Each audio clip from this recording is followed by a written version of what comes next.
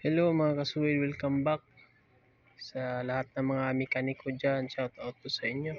So, ngayon po, sana po may mag-reply sa aking video na to. Magpatulong lang po sana ako kung saan ba nakalagay yung push relay ng signal light at saka yung yung hazard ko po.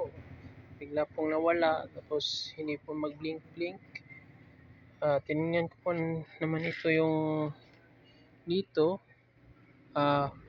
Wala talagang ilaw.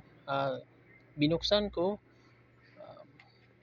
pundido talaga yung ano, yung bulb niya at saka yung sa likod.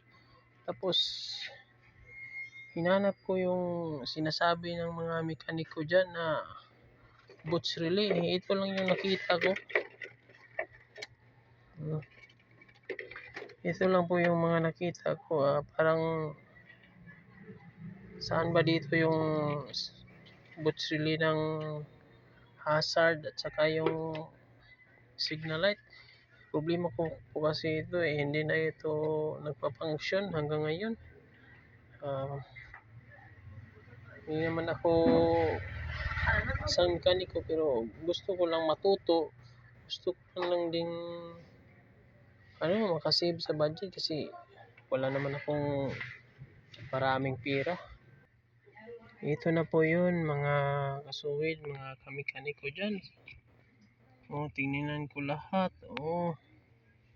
Yung iba na nito, pinutol ko na kasi ito yung sa sa hazard kasi ko na, marami na akong tinanggal, pinutol ko ng mga wire.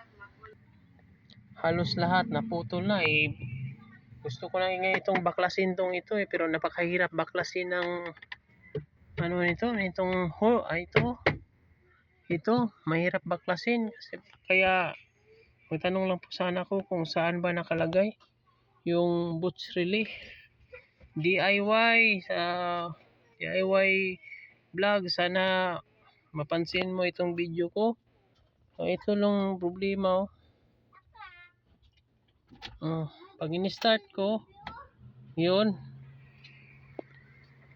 talaga dyan sa left side yung arrow na yan nag-blink.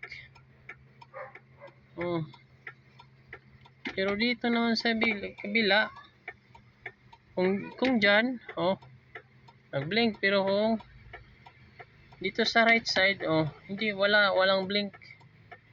Nagbi-blink lang yung door at saka yung oil. Ano bang gagawin ko? Sana may makasagot kasi gusto ko talagang matuto. Gusto ko rin talaga na makita yung boots relay kasi i-off ko muna sandali.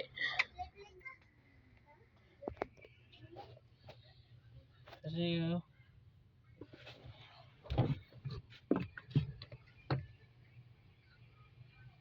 halos nabaklas ko na to lahat sa ilalim. Pero parang walang boots relay na nakita ko dito. Sana matulungan niyo po ako sa aking problema. Basta ito, ginawan ko ng test lamp itong hazard. Hindi naman nag-function pero nag-try ako ng another fuse. Ayaw din kahit okay siguro, pero palit ko na lang pero hindi nagpa-function, hindi magre-read yung test lamp ko. Yan ang problema. Sana matulungan ako kasi lahat ito putol na, pinutol ko na. Kagustuhan kong matuto. Pinutol ko na. Tapos itong sa bago kong switch noon dito ito nakakabit. Tapos dito kung i-tap ko hindi yun magpa-function yung sa left side ko, pero kung tanggalin magpa-function siya. Kaya sa ngayon hindi ko muna ini-tap, hindi ko ikinabit muna. Sana